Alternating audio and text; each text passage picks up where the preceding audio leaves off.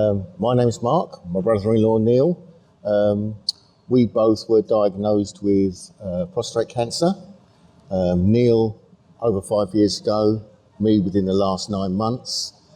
The treatment and the service from the National Health all the way through has been fantastic from the very beginning with the diagnosis.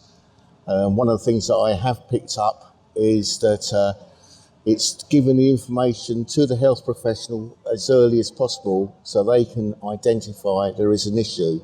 In my case, it was due to the fact that I went for a hypertension review and everything was fine. The nurse asked if I had any issues in the year previous. And I said, well, I retired that year, and the only thing I could say was that I was passing water a lot more often, which I put down to being at home and drinking a lot more tea and coffee.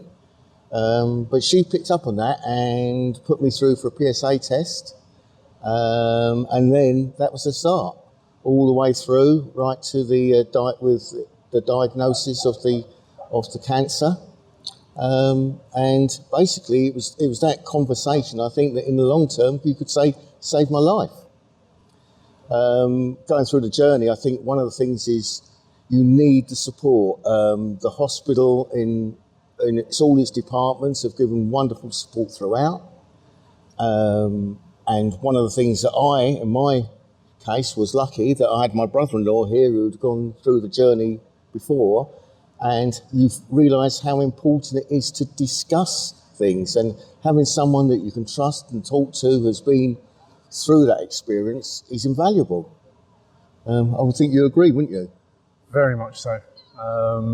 I was not in the same position as such. I had to point out to my doctor that the PSA level had jumped in the last 3 months compared to the same amount compared to over about a year and a half. But once I pointed that out, the doctor then put me forward for all the various tests to be diagnosed.